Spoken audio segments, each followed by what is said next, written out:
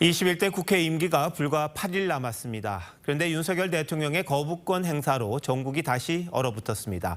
정치부 김아린 기자와 함께 거부권 전국 한번 들여다보도록 하겠습니다. 김 기자, 어느 정도 예상은 됐습니다만 여야 정치권 다시 강대강 대치로 돌아섰습니다. 네, 지난달 말 윤석열 대통령과 이재명 대표 회동 사흘 만에 민주당이 의사 일정까지 바꿔가며 해병대원 특검법을 강행 처리했었죠. 오늘 윤석열 대통령의 거부권 행사로 조금이나마 남아있던 협치에 대한 기대도 완전히 무너졌다고 봐도 될 것 같습니다. 자, 이 상황이 얼마나 나빠질지는 가늠하기가 힘듭니다. 계속 똑같은 일이 되풀이되지 않을까 싶긴 한데 일단 여당으로서는요. 오는 28일 마지막 국회 본회의죠. 표결하면 어떻게 될 것 같습니까? 네, 일단 재의결에 필요한 17표 이탈까지는 안 나올 거라는 전망이 우세합니다. 다만 재의결은 무기명 투표라는 게 변수입니다. 오늘 추가로 특검 찬성 입장을 밝힌 유희동 의원처럼 낙천 의원 50여 명 가운데 예상치 못한 이탈표가 나올 수 있다는 겁니다. 근데 그분들이 이제 다시 국회에 안 올 테니까 또 출석을 안 할 수도 있고 그런 것 아니겠습니까? 이 때문에 여당에서는 표단속을 한다는데 가능한 겁니까? 네, 추경호 원내대표는 점심 저녁으로 의원들과 약속을 잡아서 열심히 설득을 하고 있다고 하고요. 윤재욱 전 원내대표는 주로 낙천자들을 만나서 이탈하지 않도록 챙기고 있다고 합니다. 해병대원 특검법 관련 여론도 알고 있고 사건이 명명백백 밝혀져야 하는 건 맞다고 인정을 하면서도요. 정쟁으로 가면 안 되기 때문에 수사 결과를 지켜보고 특검을 하자고 설득 중이라고 합니다.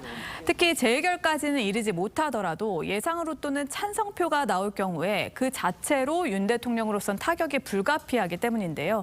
22대 국회에 들어서는 여당 의원이 8표만 이탈해도 재의결은 물론 개헌 또 탄핵 소추까지 가능해지기 때문에 윤 대통령의 입지는 더 좁아질 수 있습니다. 그런데 범야권은 이미 선전포고를 했어요. 전면전도 이야기를 하고 있고요. 공공연히 탄핵을 이야기하는 의원들이 점점 많아지고 있는 것 같습니다.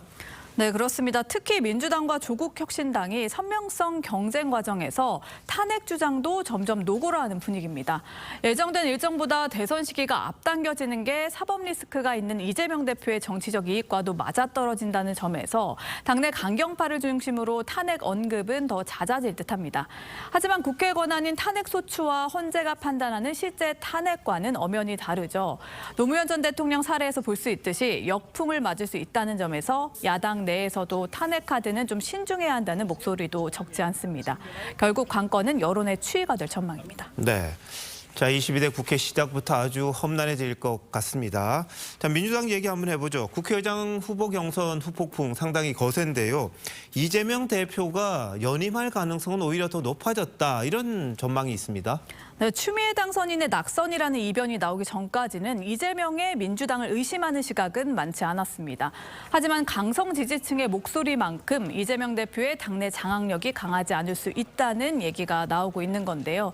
체포동의안 가결 기억이 있는 이 대표로선 더 강한 친명체제 구축의 필요성을 절감했을 수 있습니다.